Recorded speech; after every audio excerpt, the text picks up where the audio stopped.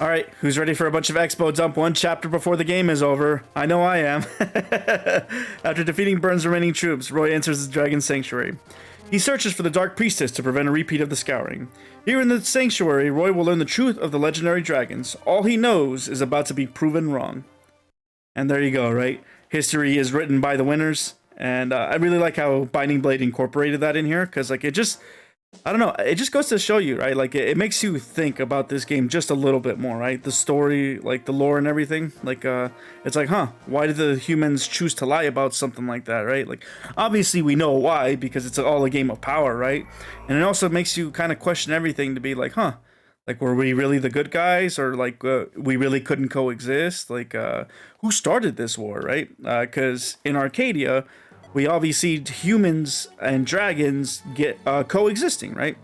So it just goes to show you, like, it doesn't matter, like, that the dragons are just as capable of being mutants just as human beings are, right? Prime example right here, right? Like, this guy is like the high, he's like the high chancellor of the mutant dragon army, right? Like the ones that the humans fought, right? So, yeah. Whatever, I guess Zephiel wanted to give the world back to the dragons, and, oh, actually, oh my god, I just thought about this, right?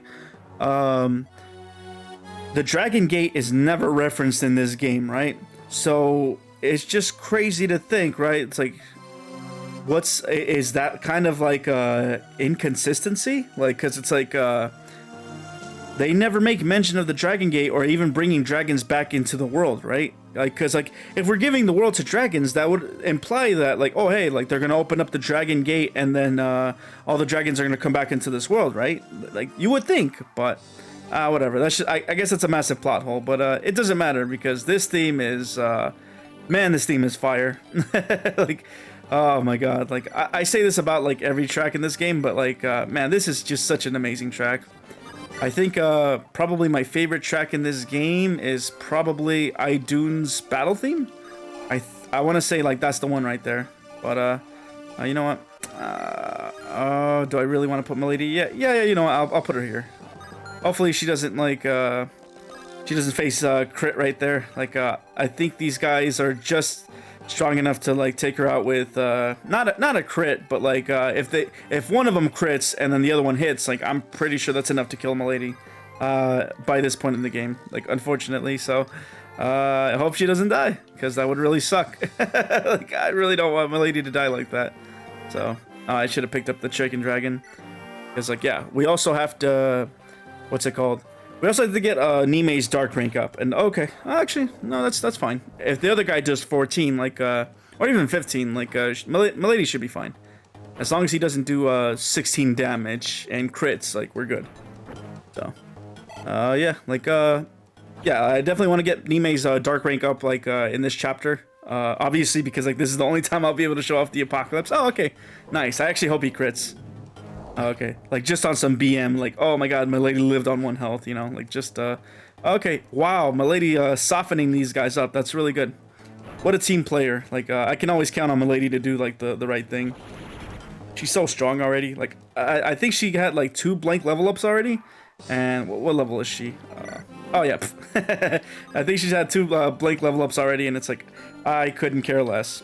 Oh, actually, there we go, okay, you know what? I'm gonna do it this way. Like, ideally, I want to do it from the other side, but Elfin isn't in range to dance. Or, I would ideally do this from 1 range, but like Nime, if she misses, she dies essentially. So, yeah, let's not even play around like that. And then we'll get her up.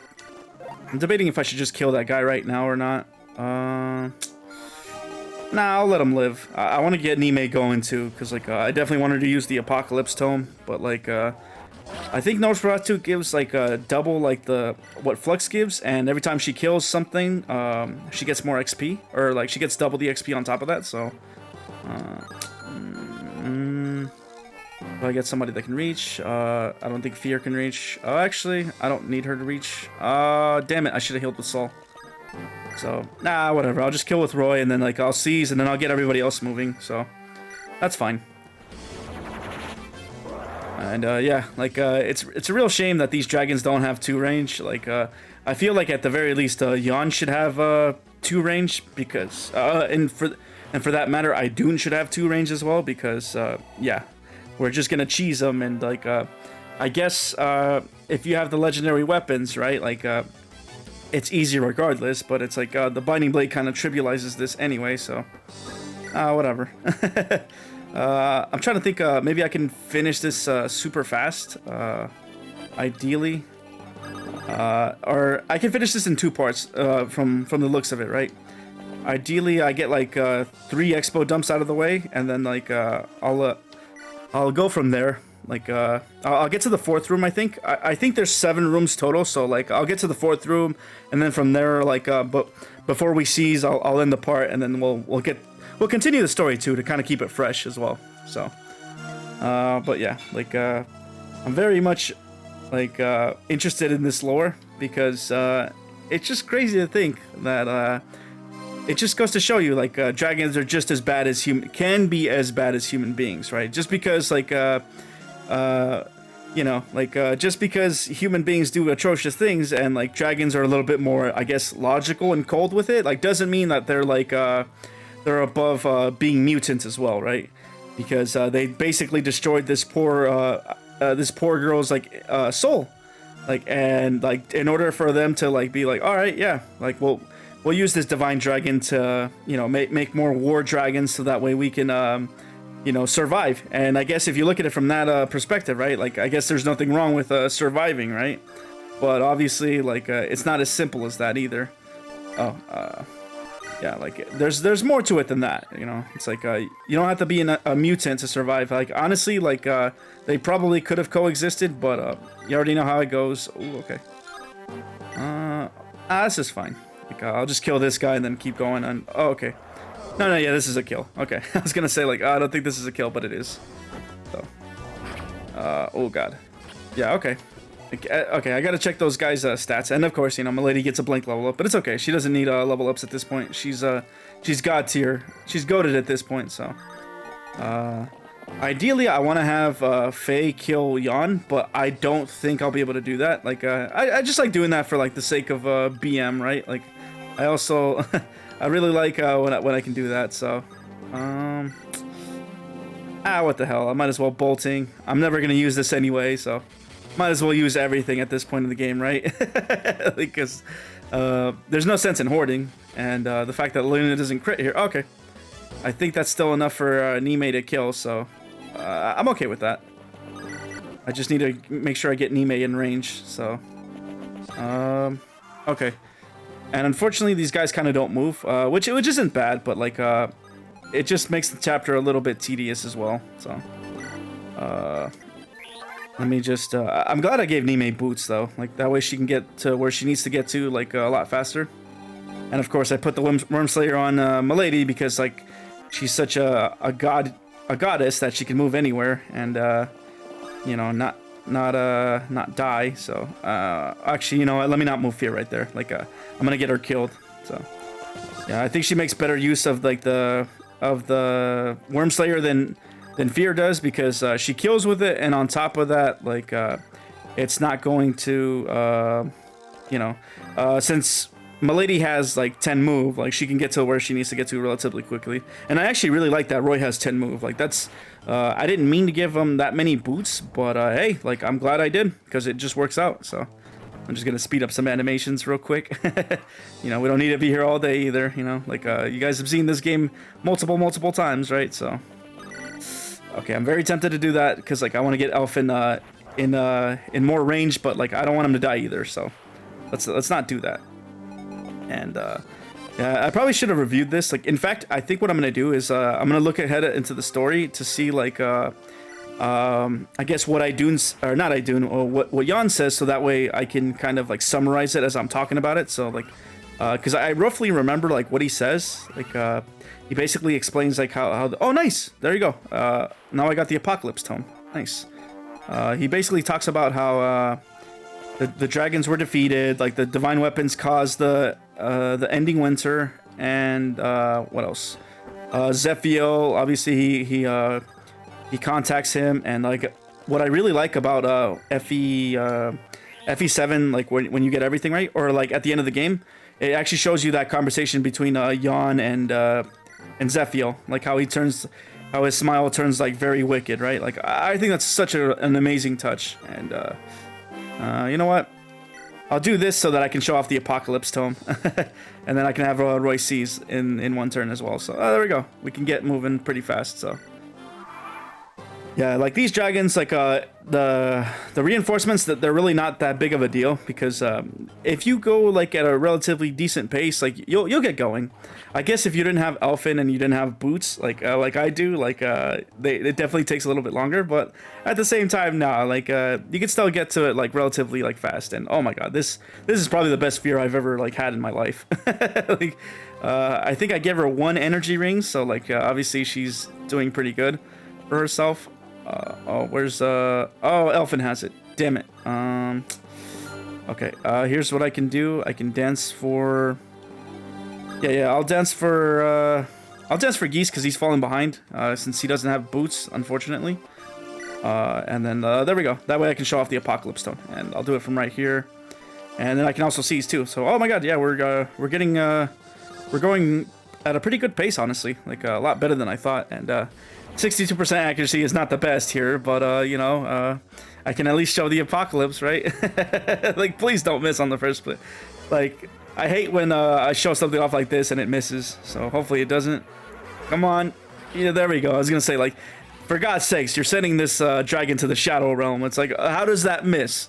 Like, just a giant black hole and the dragon just dodges it. Like, how anticlimactic, but, there we go. More of this man's talk. So, oh yeah, okay, that's another thing too, right? It's like, I really like how they kind of, that's right, they created the war dragons because we basically like, we were infinitely respawning, right? Or we kept respawning faster than they did, and then obviously, like that's why they destroyed the dragon. That's why they destroyed Idun's soul in the first place. Was that she can make more war dragons that have no like feelings and no capability for like emotions. It's just like you know, they're just weapons of war essentially. That's what they call them. Like and it's just so cold with it too, because it's like I really want to think about the implications of that, right? In that you're making dragons, right? You're making your own counterparts, but you also see them as less of yourself because they're just tools. He literally calls them tools, like, and it's just like you think about this stuff, right? And it's like, man, Zephiel is just so like, what an idiot! Like, like, what's wrong with that guy? You know, it's like, oh my god, like, dude, like, they're literally making war dragons, and you're just like over here, like, oh yeah, you know, dragons will be fair and kind and all this stuff, right? It's like, no, bro, like, what's wrong with you? Like, they're literally making weapons of war. Like, they're making these dragons right here, like, they probably have some capability for like emotions and feelings, like what's it called? We actually fought one in chapter 12, like not that like I don't think he had the capability for feelings, but it's like he was named and stuff, so it's like, okay, maybe there is something to this, right?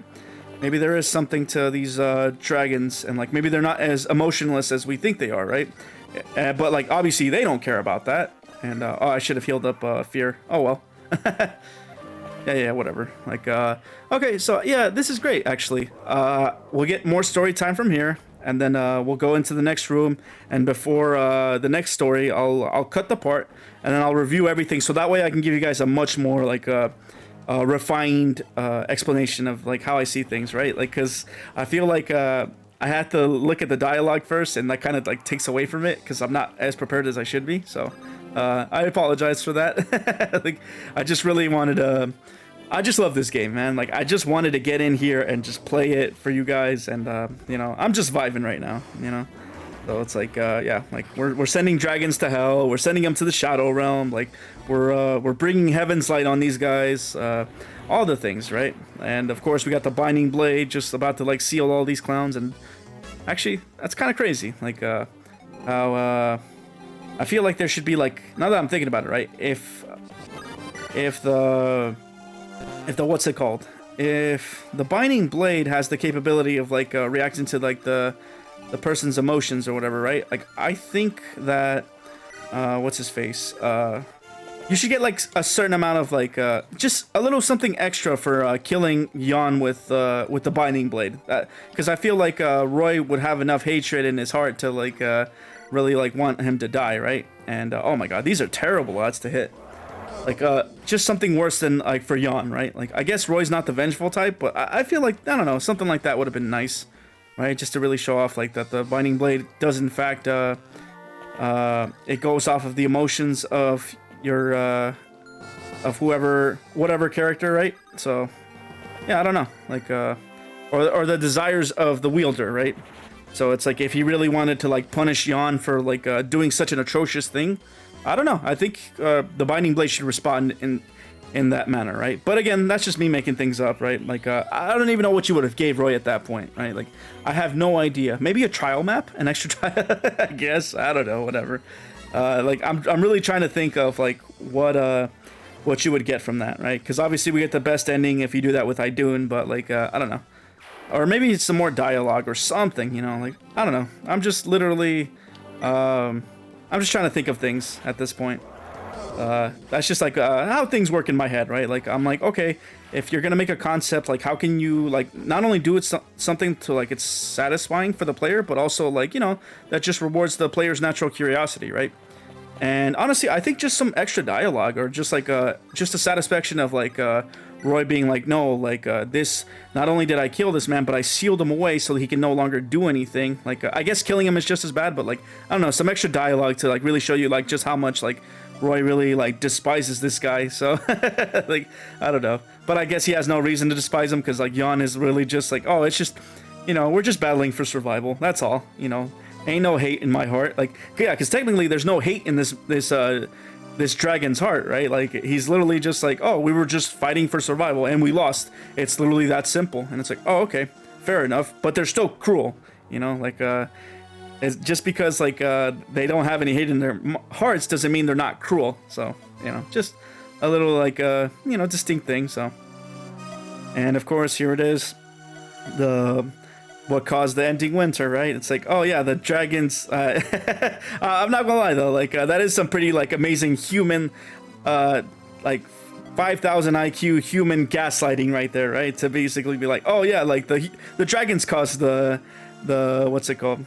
The dragons caused the ending winter, not us. And it's just like you think about it, right? And it's like, hey, the 8 heroes kind of had a say in that, right? Like, you know, like so. Hey, maybe they're not as good as we thought they were, right? Like, or maybe they I don't know.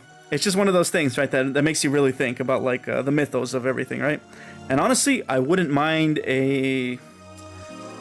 honestly, I would love a prequel like of Binding Blade that took place during the Scouring, because like we need to humanize all these things, right? It's like I just really thought about it. Like as much as I do respect mythos and all that stuff, right? Like sometimes like you gotta think outside the box, right? Like you can't just like you know, you can't everything seems so legendary and stuff, right? But it's like at the end of the day the 8 legends are just humans, so it's like, oh, just think about that, right? It's like I would love to have a story where they you know, where we show like just how human they are. So I don't know, just something to think about, right? Nothing to take too seriously, so I don't know. But hey, you know what, like that would be an amazing prequel, honestly. Like how the 8 heroes came to be, like the leader of the dragons, and we'd even have Yahn as a cameo as well. So there we go, something pretty cool.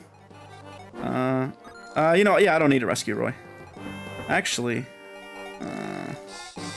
I can even technically rescue him like this if I really wanted to with Nime, but I'm not going to. I feel like that's a little bit wasteful and excessive. So yeah, I'm probably gonna cut this part right now. Oh god.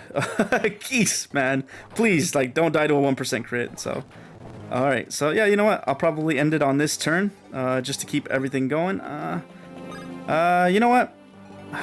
I was thinking about ending this part right now, and I think I will. I'll just yeah, because I want to keep this under 20 minutes, because I'm pretty sure the next part isn't gonna go more than 20 minutes. So if I do it like fast enough anyway. So yeah, you know what? Like I'll just move Roy real quick, and then like we'll end the part. So let me make sure I heal up what's her face, Milady. Not what's her face. Milady is never what's her face. That's so disrespectful. But yeah.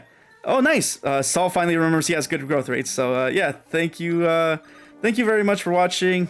Give a like if you enjoy what I do, And I'll catch you on the next time. Take care.